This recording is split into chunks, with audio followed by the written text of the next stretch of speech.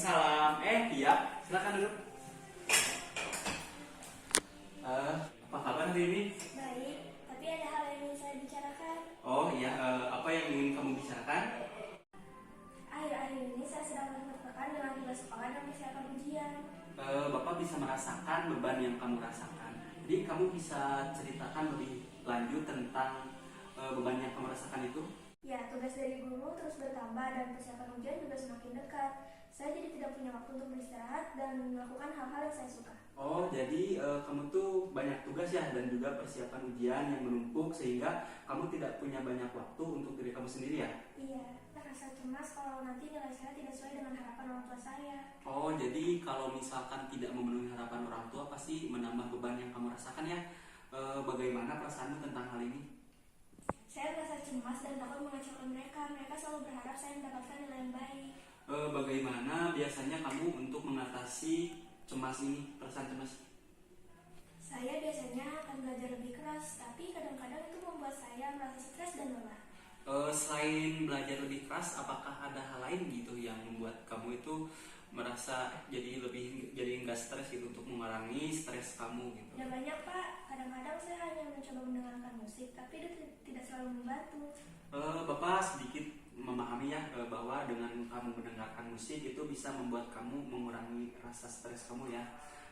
Jadi setelah kamu mendengarkan musik itu bagaimana perasaanmu? Apakah sedikit lebih tenang atau gimana? Saya merasa sedikit lebih tenang, tapi kecemasannya tetap ada. Mungkin dengan mendengarkan musik kamu bisa merasa lebih tenang, tapi kamu juga perlu menggunakan teknik-teknik yang lain. Seperti kamu bisa melakukan relaksasi ataupun kamu juga bisa dengan melakukan manajemen waktu. Mungkin saya bisa mencobanya, tapi saya tidak tahu harus mulai dari mana. Oh, Bapak paham-paham. Bagaimana kalau kita memulainya dengan manajemen waktu? Jadi misalnya kita akan membuatkan jadwal untuk kamu belajar teratur dan juga misalnya kamu membuatkan jadwal supaya kamu itu ada waktu untuk istirahat gitu.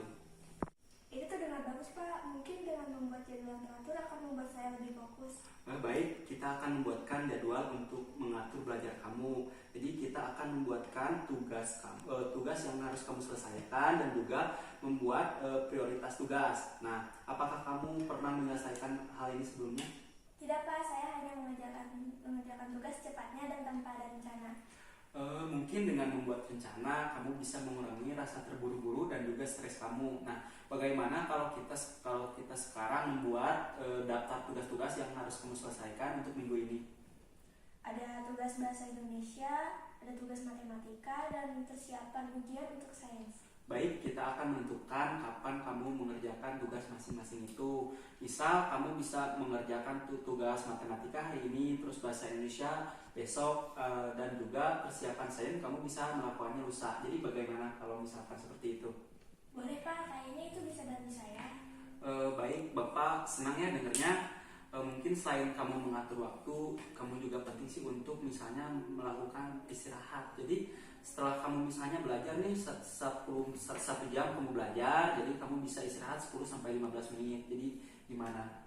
Saya pikir itu ide bagus, saya akan mencobanya. Oh, oke, bagus ya. Dengan kamu melakukan istirahat yang teratur itu juga bisa dapat menambah fokus kamu dan juga mengurangi lelah ya. Nah, apakah ada hal lain yang ingin kamu bicarakan? Sebenarnya ada satu hal lagi, saya sering merasa tidak percaya diri dengan kemampuan saya sendiri, dan saya juga sering merasa tidak cukup pintar dibandingkan teman-teman saya. Jadi memang kalau merasa kurang percaya diri itu sangat berat ya. Jadi apa yang membuat kamu merasa jadi seperti itu? Saya sering melihat teman-teman saya mendapatkan nilai yang lebih baik, jadi saya tidak merasa cukup baik. Kamu melihat teman-teman yang nilainya lebih baik dari kamu, tapi kamu itu yang membuat kamu kurang percaya diri ya. Nah, namun cara belajar seorang itu berbeda-beda gitu kan. Ada yang cepat, ada yang lambat gitu. Saya tahu, tapi tetap saja saya merasa tidak bisa bersaing dengan mereka. Perasaan seperti itu wajar ya. Tapi daripada kamu membandingkan diri dengan orang lain, sekarang kamu mendingan fokus kepada diri kamu sendiri dan juga rencana kamu ke depan, terus juga perbaikan apa yang harus kita lakukan gitu. Ide yang bagus Pak, saya akan lebih coba fokus pada diri saya sendiri. Bagus ya.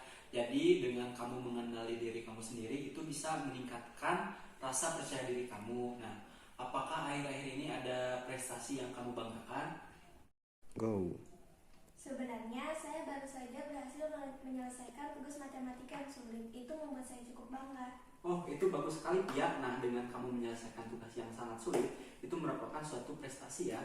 Nah, dengan mengakui pencapaian seperti itu bisa menambah rasa percaya diri kamu. Nah, bagaimana perasaanmu setelah mengingat pencapaian itu? Saya merasa lebih baik, Pak. Mungkin kedepannya saya akan lebih sering mengingat hal-hal baik yang saya capai. Oh, bagus sekali Tia. Nah, dengan kamu mengingat dan menghargai pencapaian kamu, itu merupakan salah satu cara yang efektif untuk meningkatkan rasa percaya diri kamu. Nah, apakah ada hal lain yang ingin ditanyakan atau dibicarakan hari ini?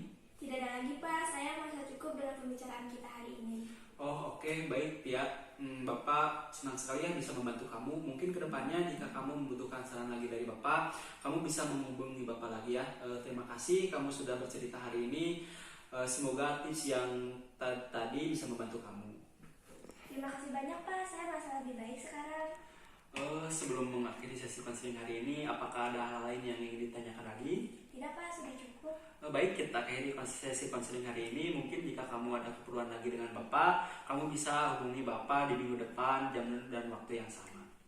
Baik, Pak. Kalau begitu saya pamit dulu. Assalamualaikum. Waalaikumsalam.